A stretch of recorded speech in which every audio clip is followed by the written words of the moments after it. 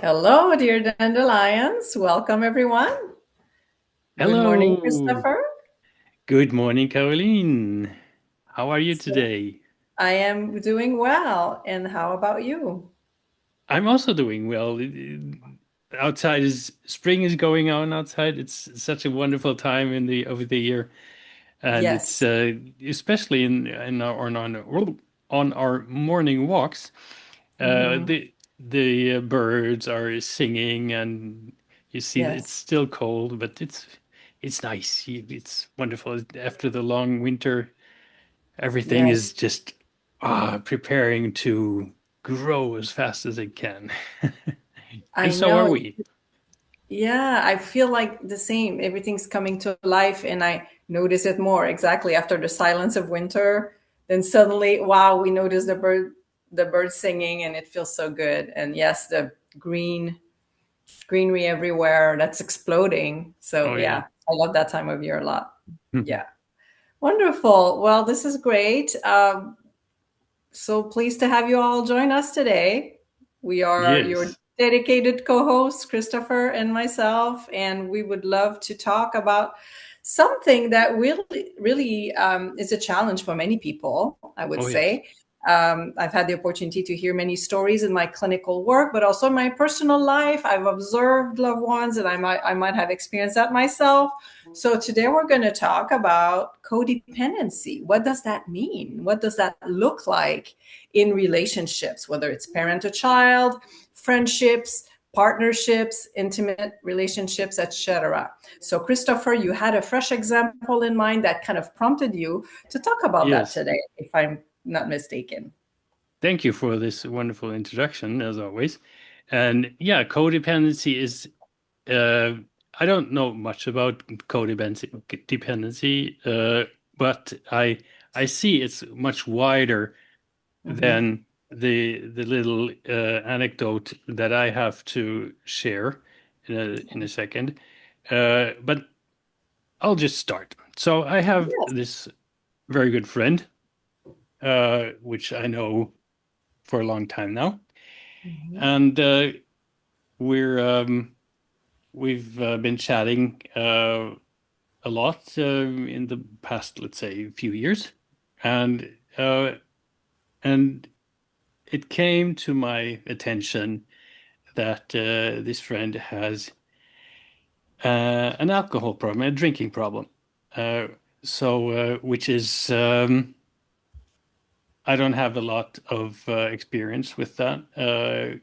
So I did as good as I can and could always, and I had ideas. I had things that I thought were correct or that my friend should do or not Mm-hmm. do, which is, of course, very easy to say since I am not in the same situation, of course. I get that. Um, but it's been dragging along for a long time, and it didn't, from my understanding, it didn't get any better. Actually, it got worse, and Mm-hmm. it reached a point where my friend was very condescending and used very strong words against his friends, uh, and so his friends in the past have turned away from him because they couldn't Yeah. really, yeah, they didn't want to accept this any longer, and now I am in the same position. Mm-hmm. So in the past days, I have told him, okay, either you get professional help instead Yeah. of dragging along and finding excuses why you shouldn't seek professional help over and over and over again. Yeah. So looking back now, I see the pattern that I haven't seen before, that this is going on for too long, the excuses, the lies. Mm-hmm. And now I'm in this situation where I feel bad because I feel like I'm not there for him. I'm Mm, letting him go. But on the other side, I think this is the best thing to do, hopefully, that makes him wake up.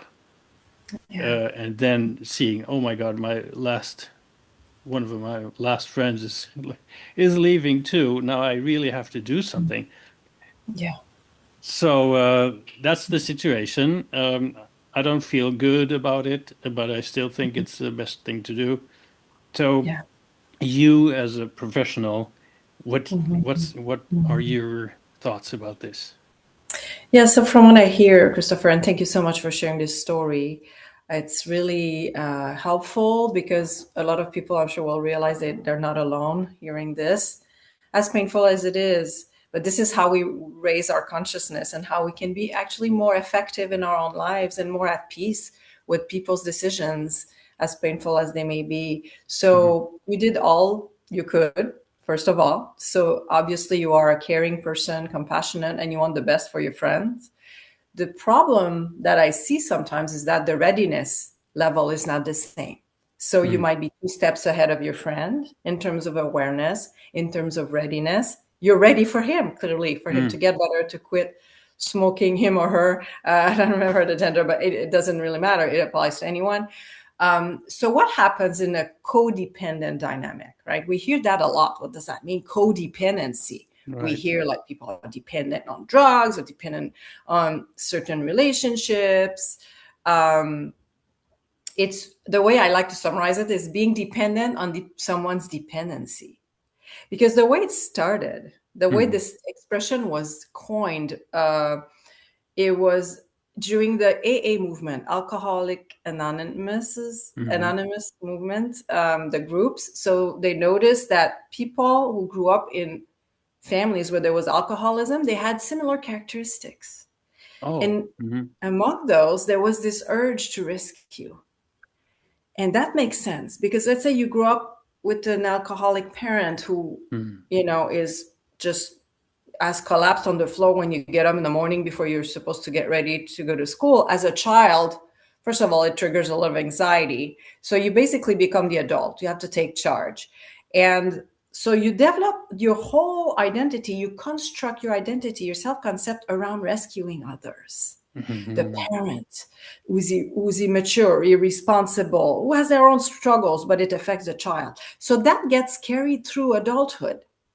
And then people end up seeking those relationships with drug users, with Hmm. people get in trouble to rescue them because it just could validates who they are. That's all they learn to do, right? So Exactly. Yeah. yeah, and a lot of people in the helping professions, myself included, have a little bit of that. So everything is on a Hmm. spectrum, right? The levels of severity. I know I've had codependent tendencies myself, and I had to work Hmm. on those. So because when the person gets better, it might trigger a panic. It's all Hmm. unconscious, but it's like, who am I now? Now that you get better. So the extreme level of that would be like in Munchausen or, people wanting people to stay sick so that they can justify their role as rescuer. Oh my God, Hmm. that's a crazy thought, actually. No one would that's outside of this might or not no one, but many people would not be able to understand how can that be. But yeah, Hmm. you know that world, and that's what you want to keep, even if it's a bad or sad world. You still Yeah, want it to go on because that's what you know. That's what you feel safe in. it's comfortable, as dramatic, as stressful as it may be. It is Hmm. known, it is comfortable, as opposed to the unfamiliar of recovery, of everyone being Right. responsible and thriving. So sometimes it's important to look at our own dynamics inside. And I'm not saying that you want your friend to get sick, quite the opposite. What I'm Mm. saying is maybe you are comfortable in that situation and that makes you feel compelled to help. And this is great. And this is something you need to continue to channel. What Mm. you need to do, though, is to protect your own energies and Right. boundaries and realize this person is separate from me. This person Hmm. has their own path. And often it's an act of love to actually say, okay, I'm setting that boundary. And it seems like you've done that. So I'm not saying you are codependent. I'm just saying that maybe your friendship kind of had that foundation at some point, Hmm. And it seems like maybe you had a shift where you said you were very rational about that, and setting Right. a boundary, which your friend was not ready to do. Maybe your friend is still stuck in that codependent dynamic. I need to Mm. be rescued. Who am I if you're not Yeah. rescuing me, Christopher? Hmm. So that could be part of it. But again, sometimes that's the best thing we can do for someone is to set that boundary and to give him space and distance Hmm. until they do their own realization. So, what are common reactions from this dependent person when they're being Mm, confronted with this yeah. boundary setting? Yes. There could be some guilt tripping, like, Mm. what's going to happen? Or some people end up being as extreme as like threatening suicide. And that Yes. that is serious because they might end up acting out not because they want to die, but they want to prove their point. But Hmm. that can end up really badly. So that's serious. We need to take that seriously. However, we cannot force someone to stay alive. We cannot prevent someone from dying. It's something Hmm. that we need to also reframe for ourselves. We don't have that much power, as much as we would love to think we have. Hmm. A lot of the time in codependent dynamics, there's this sense of helplessness that the rescuer is trying to alleviate. Hmm. So by thinking that we can maintain someone alive, we can, save them from suicide, it comforts us. It makes us feel like we're all powerful. But no, we have to Hmm. look at our own helplessness first and deal with it Right. because it's not helping us. So, but no, we can't control anyone. And as a parent of teenagers, both of us, right, we know that we can only be an example or embody the values that are dear to Hmm. us. We can't prevent our kids from making mistakes, poor decisions. Hmm. They have their own paths, just like the friend you're trying to help maybe needs to go through many, or they need to go through many cycles of help rejection and then feeling desperate and then coming back. Hmm.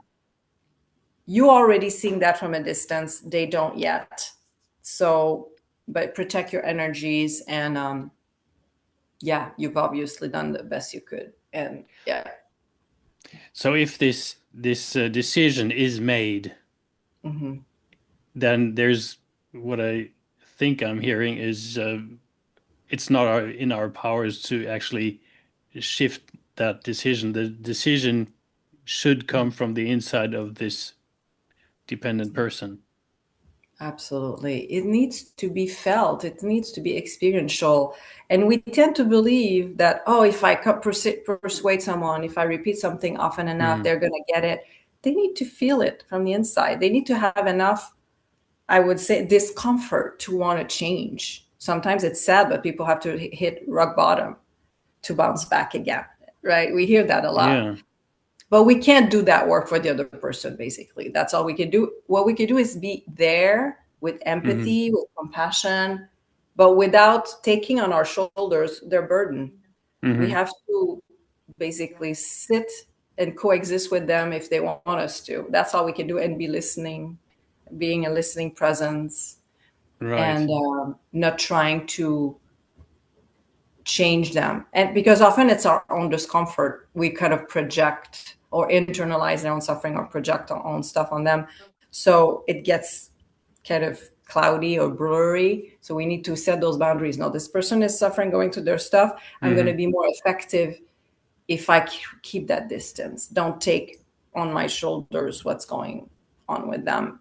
And yeah, we don't want people to suffer, but we can force them to change and move out of suffering. We just have to accompany them with patience. Yeah. And about suffering, and then there's this. Well, of course, we really don't want to suffer, but actually we do somehow. Uh, 1 second, I need to mute myself for a second. Oh, that's okay. That's an interesting thought, and I can't wait to hear more about the why we want to suffer. There, the so there's this idea in Buddhism about the Mm, suffering being mhm. the triggering moment for our awakening, Yeah. Oh my gosh. and Mhm.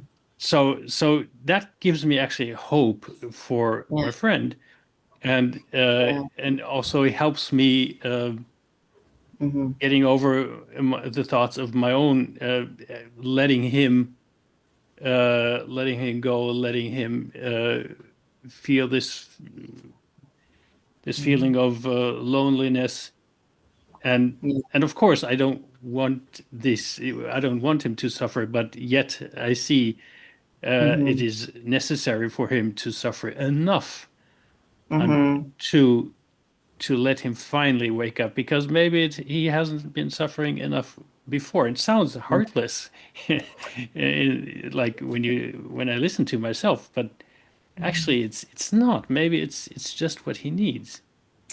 I totally hear you, Christopher. It's not Hmm. sadistic. It's really about understanding how the human soul works. It's Hmm. really about understanding that experiences that are painful are the ones who are generating the most awareness. So we need to be cracked open to often access our internal resources. And I was having a chat or text discussion with a great friend this morning exactly about that. I was reflecting about or upon the past several years that have been very painful for me. And I realized I have a different approach. I see that as an opportunity to wake me up and expand my awareness. And Hmm. now I'm approaching every challenge as, oh, it's going to be an opportunity to expand my awareness. So it's not even labeled as painful or not. It's like, Hmm. huh, I'm going to learn something. I'm going to learn. And it's an opportunity to practice as well. You know, we talked about Right. practice in previous episodes. So, yeah, so your friend now is practicing. They don't know maybe at this time, Hmm. but they're practicing something, and it takes a while to realize like, oh, okay, eventually this I get it now. You need to Hmm. reach a threshold, and we all have a different Yeah. one. Yeah, We we have a do. different one. Yeah. So I suffering is means we're alive. Suffering means we're alive, and suffering doesn't necessarily mean something bad. And as you have exactly shown a second ago, is that it is suffering as long as we don't understand the why. Why is this Hmm. happening to me? And we don't need to understand right away, right? I Hmm. remember myself um, some years ago when I sat there in the basement crying and wondering, why is this happening to me? Hmm. I didn't understand it, and now I know why. It was myself. The only person that I could blame was Hmm. myself. I didn't see that. I saw everyone else as the reason of my suffering, but I didn't see it myself. And now today I am grateful for having gone through that sad Hmm. time. Yeah. But it was very Hmm. worthwhile, right? And so I Hmm. have this hope from my friend that he will one day look Yeah. back and see, wow, uh, I needed that. And Yes. Relationships are mirrors. They're hmm, mirrors, and they that can teach us so much. And I'm sure you're teaching him a lot, just like he's taught you something, right? So hmm, he might not just be ready to acknowledge the truth of who he is hmm, when he comes in contact with you and it's reactivated. So just continue to expand like you've been doing. That's all you can do. Yes. right. But relationships don't always follow the same rhythm, and there's some attrition in our relationships in our lives. Sometimes Hmm, they come back, there's a spiral. Sometimes they don't, but they take another form under the form of another relationship with someone else, and hmm. the learning continues. Yes.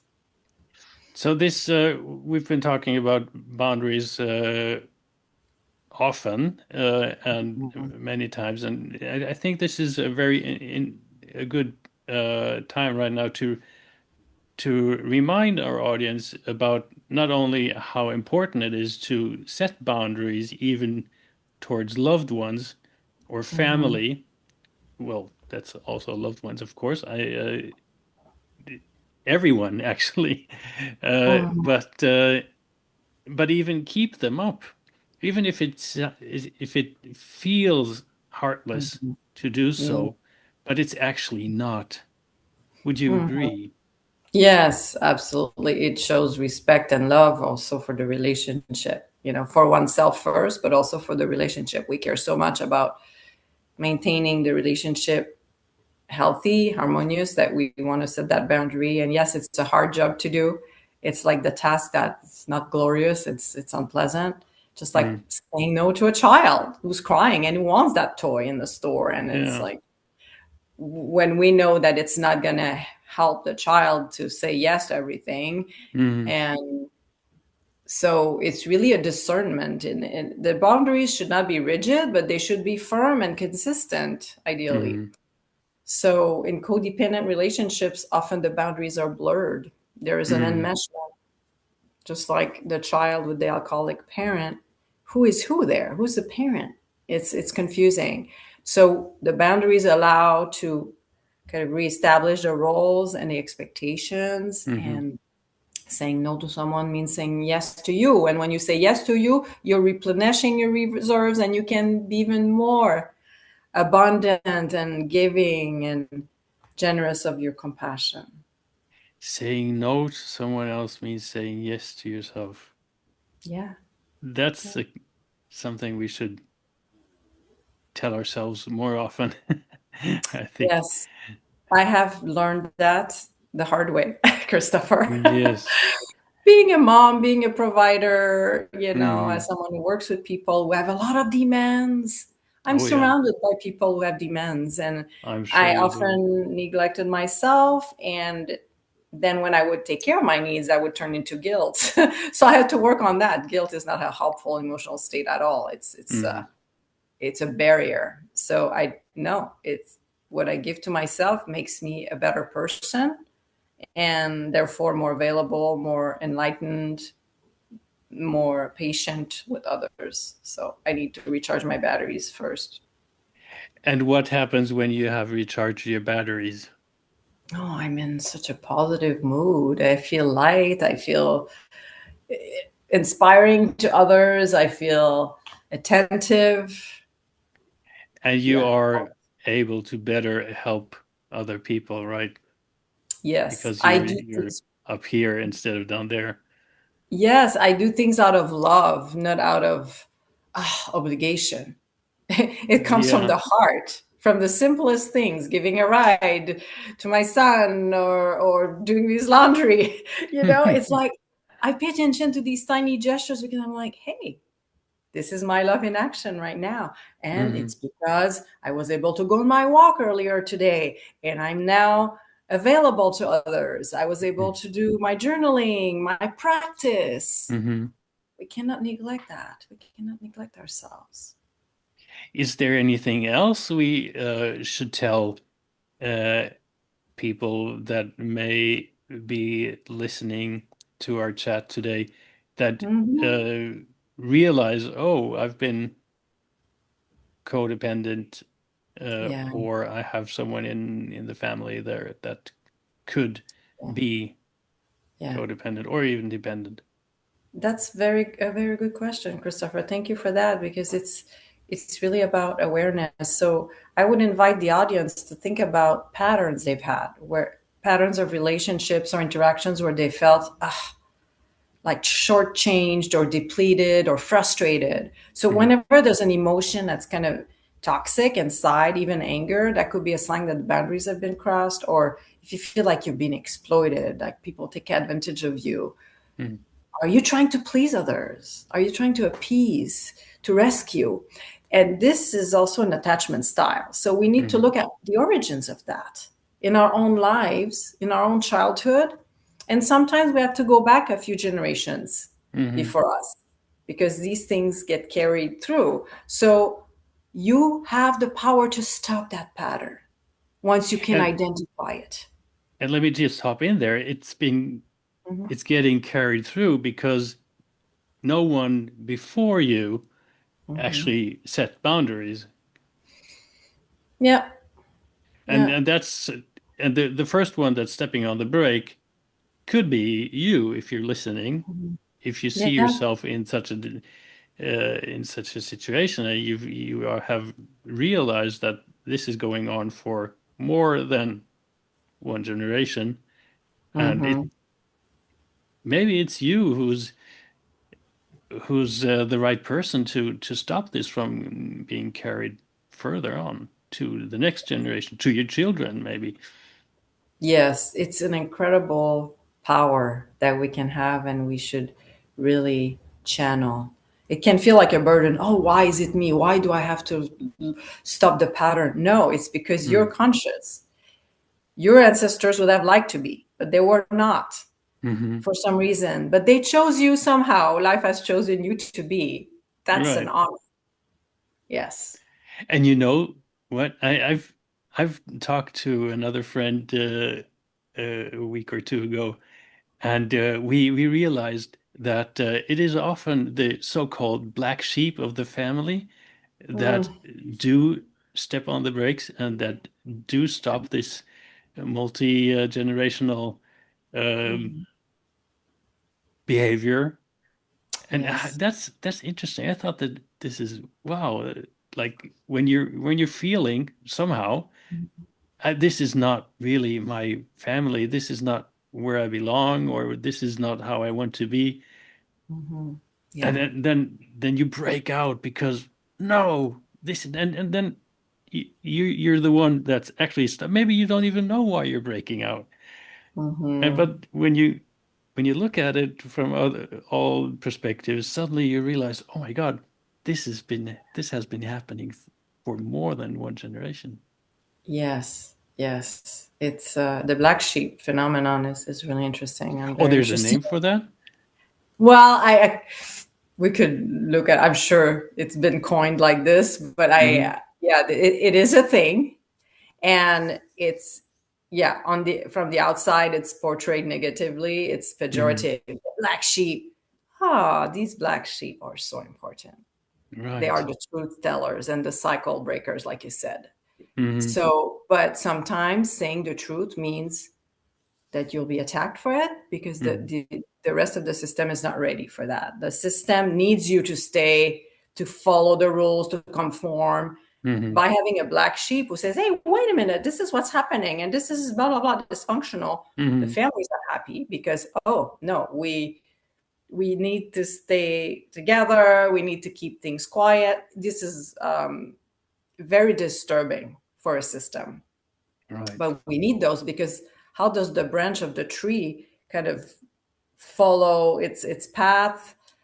It can't be just straight. Everyone goes No. in the same direction or follow or parallel. No, each branch are sinuous, and so yeah, the black sheep is the one who points out the issues in a family system, and we need that. And yeah, the truth can hurt can because it's not aligned with the illusions that people have Hmm. been making.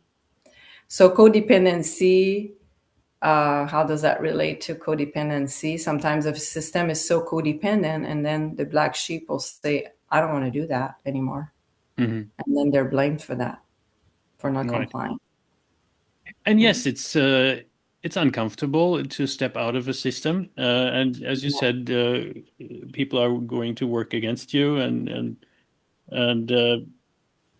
but then we need to realize that the future after we've been broken out, we have broken out is so much better.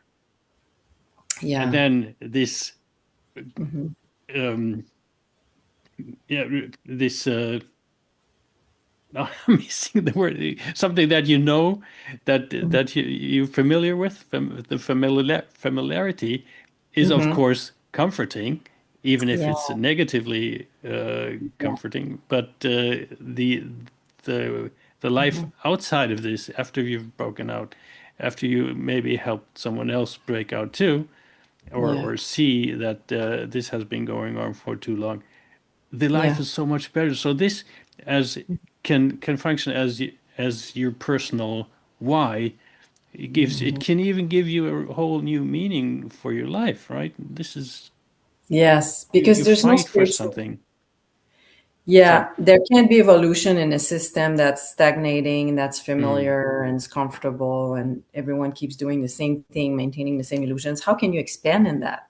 You'd mm, never, you just keep repeating the same thing. So the black sheep actually is privileged to be given the opportunity to have a spiritual evolution, a mm, general and moving forward, and they will realize that they're not alone as being alone. It somebody will break the sense of aloneness because there's so many black sheep out there, but their role is so important. Yeah, and plus along the way we might realize like, hey, I'm never alone because I have me.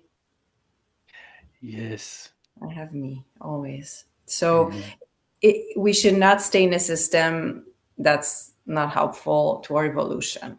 mm, Sometimes it's time to go, temporarily or not, but it's there can't be evolution in a system that's dysfunctional or where there's the codependency. Because mm, people stay stuck in their rescuer role, codependent or victim role, and then mm, sometimes there's a perpetrator in a triangle.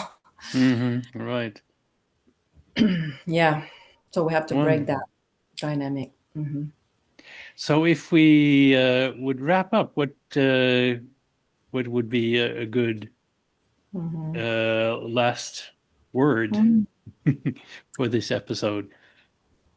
Yes, last words. There are so many good words today. Again, codependency is fairly common, and I would invite the audience to look at their own sense of urgency to rescue Hmm. others Right. and also their own moments where they feel helpless and they rely on others. Hmm. So that could be both aspects or dimensions of a codependent dynamic. And sometimes we take turns being both, we alternate between the two states.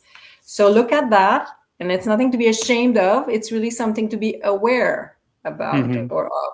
So look back in your childhood or in your ancestors and see what are the patterns, the conditions that happened that shaped you that way.